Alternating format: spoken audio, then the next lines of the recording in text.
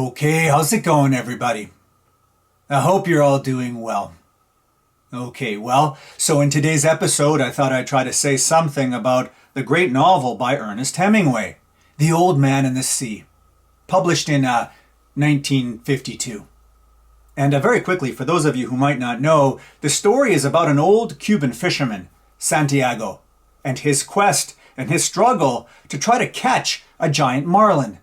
Something that takes him about 3 days to do out in the deep waters of the Gulf Stream. Hemingway was awarded the Pulitzer Prize for this novel just a year after its publication. Okay, so now let's get into it a bit. So of course, people are aware of some of the major Hemingway themes, right? Those that dominate many of his works, namely those concerned with heroicism and willpower and endurance and things like that. And of course, Old Man in the Sea is no exception here. I mean, as a fisherman, Santiago is full of stamina and perseverance, battling forces much larger than himself, exposing himself to the twin dangers of defeat and death. But okay, so generalities aside, let me get more specific. And let me start with the relationship Santiago has with the marlin, because it's really interesting. So notice something. Notice that the two of them, the fisherman and the fish, struggle together to death or near death, but without any animosity or hatred. Actually, Santiago has nothing but great admiration and respect for the marlin. He appreciates just how strong and how noble it is. I mean, if that sounds weird, just listen to what he says to the marlin at one point, after a long struggle with it. This is what he says. He says, "You are killing me, fish, but you have a right to. Never have I seen a greater or more beautiful or a calmer or more noble thing than you, brother. Come on and kill me. I do not care who kills who." Wow. You know what? Now that I think about it, this love that Santiago has for his great adversary in the sea, it reminds me a bit of something that the German philosopher Nietzsche said. So what Nietzsche said was that we should think of a friend as an enemy. And he also said that you must be willing to wage war on your friend. Now, what he means by this, I think, is that enemies, they test you and they make you stronger and they bring out the best in you. So for Nietzsche, a real friend should not unquestionably uphold or just parrot your attitudes and beliefs, but rather they should question you and they should oppose your preconceptions and even provide you with new perspectives and open up new horizons.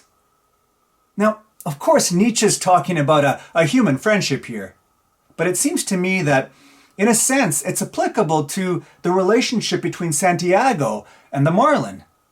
Their friendship, their admiration for each other, is based on the fact that they are adversaries, equal in strength and determination.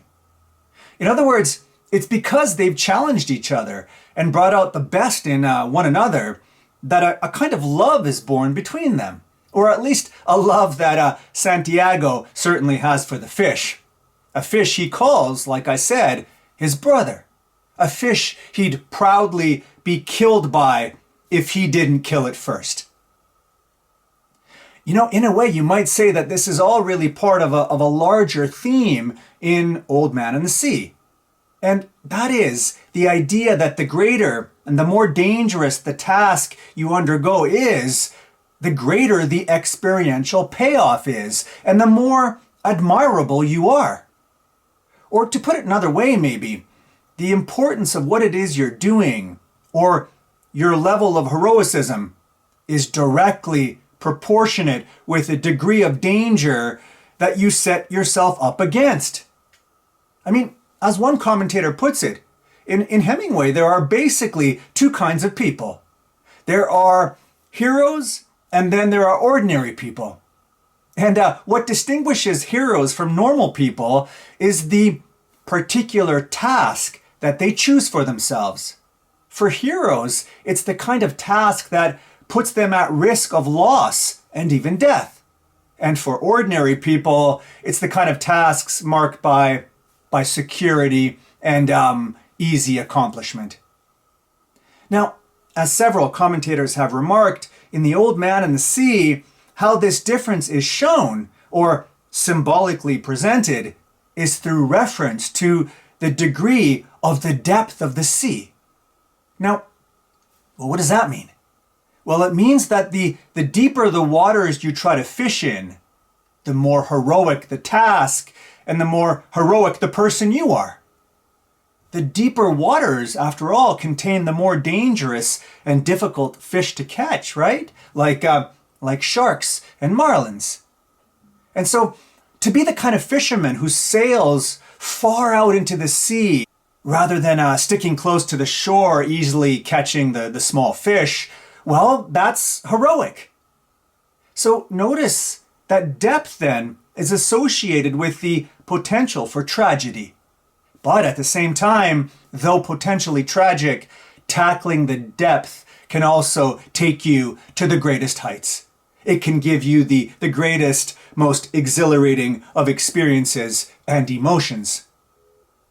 And I gotta say once again that I'm reminded here of Nietzsche. You see, for him too, the heights of joy are only made possible by the depths of struggle and pain. Actually, to get a bit more specific, this is what he says.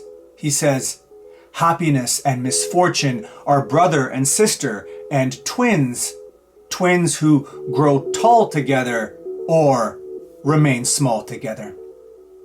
Again, what he means is that the greater our capacity for the experience of suffering is, the greater our capacity for genuine joy and happiness becomes.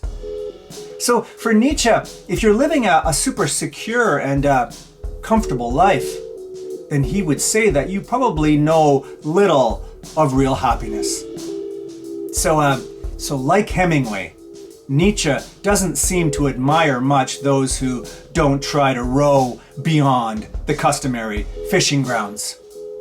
No, if you want to reach the greatest of heights, then you must head out and then down. You must leave the shoreline for the danger that lurks in those much more profound depths. Bye for now.